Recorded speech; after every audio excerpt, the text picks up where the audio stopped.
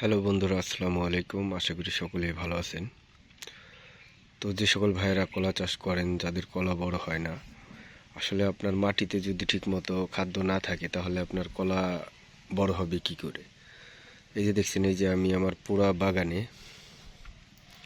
কত সুন্দরভাবে গোবর ছিটিয়ে দিছি, শুকনা গোবর, পচা গোবর যে ছিল। তো আমার এই বাগানের প্রায় সব কাদি কাটা শেষ এখন। এই যে দেখছেন, এই যে নতুন গাছগুলো আছে, তো এই গাছগুলোর জন্যই আসলে গোবর দেওয়া।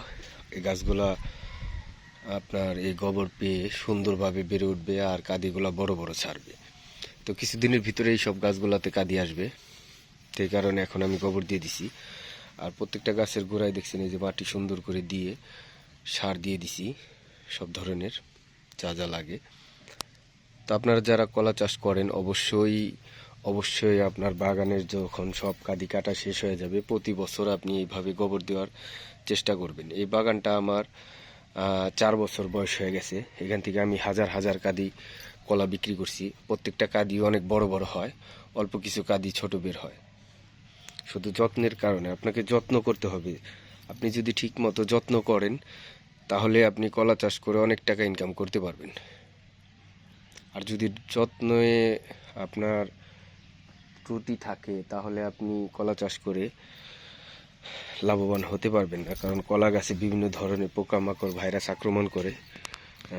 আপনি যদি ঠিকমতো যত্ন করেন তাহলেই ভালো একটা ফল আসবে। আর ঠিকমতো যদি যত্ন না করেন তাহলে আপনার কাদিগুলা বের হবে ছোট ছোট, আর ওই কাদিগুলা বিক্রি করে আপনি বেশি টাকা ইনকাম করতে পারবেন না, কারণ ছোট কলা সবাই নিতে চায় না।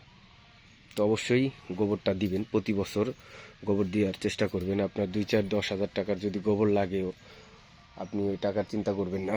অবশ্যই যদি আপনি গোবর দেন ওই টাকাটা আপনার গাছ আপনাকে দিবে।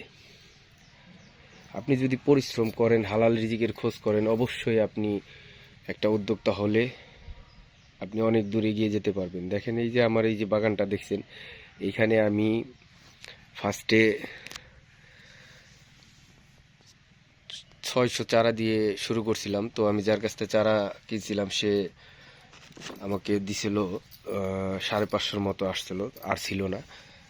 তো পরে 550 থেকে কিছু চারা ভালো ছিল না, ওগুলা নষ্ট হয়ে গেছিলো। আমি 500 চারার মতো দিয়ে শুরু করছিলাম। তো আমাকে তখন কিছু কিছু মানুষ আমার এই কলার যে মোতাগুলা এগুলা বোনা দেখে আমার জমিতে আমাকে বলতে পাগল হয়েছে।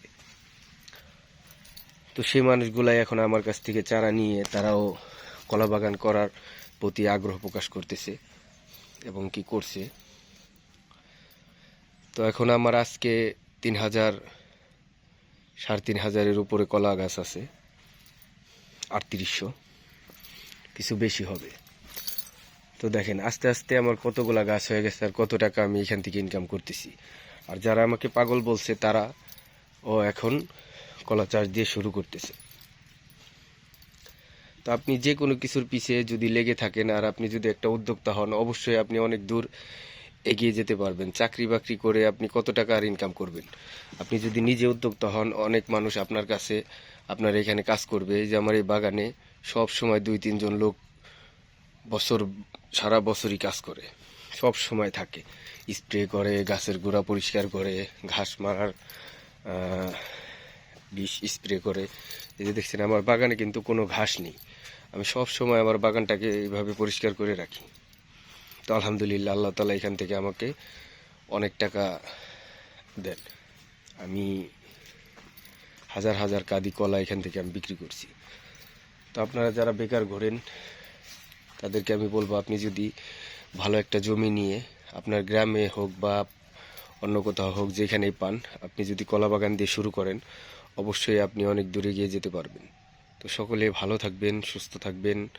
আসসালামু আলাইকুম ওয়া রাহমাতুল্লাহি ওয়া বারাকাতুহু।